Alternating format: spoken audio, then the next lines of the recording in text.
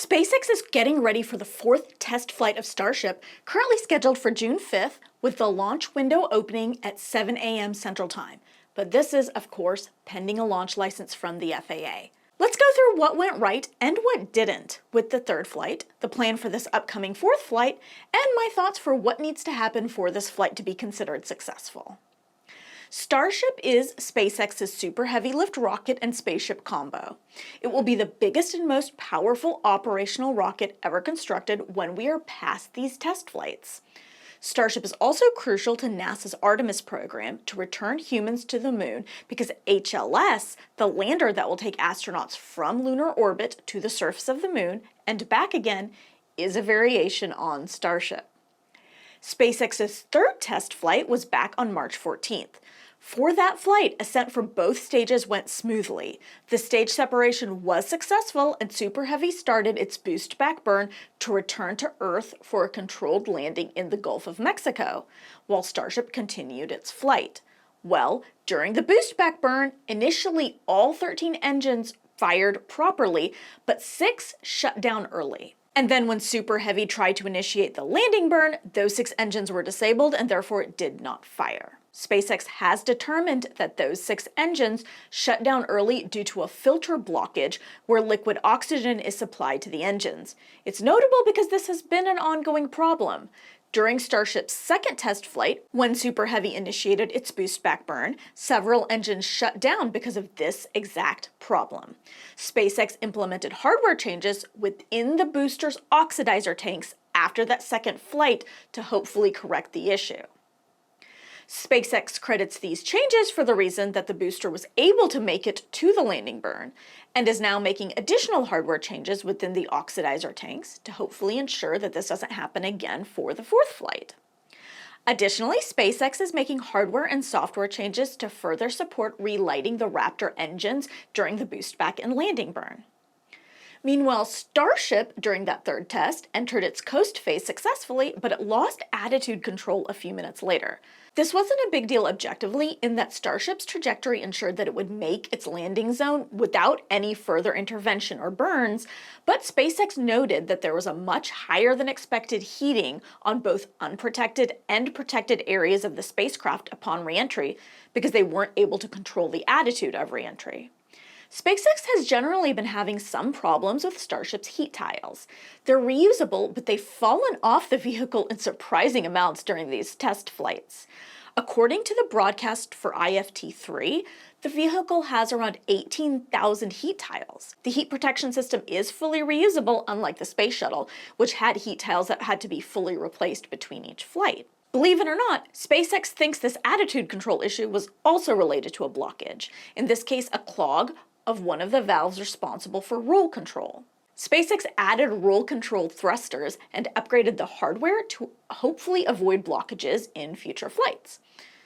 So that's where we stand for this fourth test flight. SpaceX has made it clear that the plan for Flight 4 is successful splashdown of both the Super Heavy booster and Starship, with the company's eye now turning to return and reuse. SpaceX has incorporated multiple hardware and software changes to achieve this.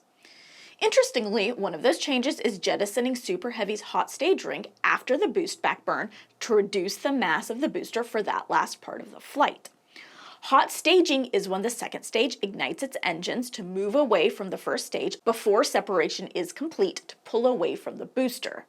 This was an upgrade made after Starship's first test flight when the 2 stages failed to separate. My guess is this is temporary while they work out how to achieve the successful return of the booster, because jettisoning this across the long term would impact SpaceX's plans for rapid reusability. The profile for this fourth test flight is similar to the third. The landing zone for Super Heavy is in the Gulf of Mexico, while Starship will land in the Indian Ocean. Neither will be recovered for this flight, though SpaceX's CEO did say that if they achieve a successful return for Super Heavy, the 5th test flight might include a Super Heavy landing back at Starbase. As I mentioned before though, this is all dependent on SpaceX obtaining a launch license from the FAA. The FAA still hasn't closed their mishap investigation into IFT3, which is absolutely routine when a mission doesn't complete its objectives. It isn't a signal that anything went wildly wrong with that third test flight. But SpaceX has argued that they don't need to close that investigation for the purposes of licensing this launch. They argue that there was no debris outside the hazard area and public safety was not impacted. It's possible that FAA will just modify the existing Starship launch license and allow them to launch on June 5th. It's also possible the FAA will not, so we're just basically waiting to see what happens on that front. It's interesting because SpaceX draws such strong opinions, I will get harsh criticism no matter what I say. But I do honestly think that that third flight was successful, even if they didn't achieve a successful return for either the booster or the upper stage. One thing that SpaceX is doing that a lot of companies do not is iterating and testing their rockets in public. Let me explain. For Artemis I, NASA's first mission of their Artemis program, that was the first flight of SLS. Ever. There were no demonstration or test flights for that launch vehicle. But it's important to note, that was not a test flight. It was an operational flight. For an operational flight, you expect everything to go relatively smoothly. While yes, the first flight of any rocket or spacecraft is going to have little unexpected issues crop up here and there, if it is an operational flight, the expectations are just very different than if it's a test flight. In contrast, this is the fourth test flight of SpaceX's Starship.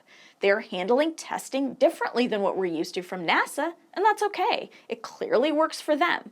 But that also means that my expectations for a Starship uncrewed test flight at this stage are very different than, say, a Boeing Starliner crewed test flight.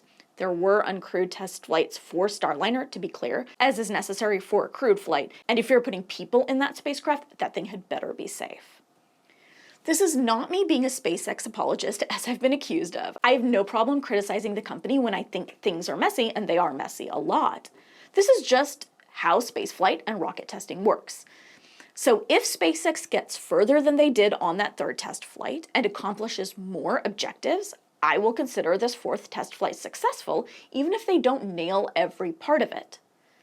That being said, I do think at this point they need to demonstrate successful re-entry.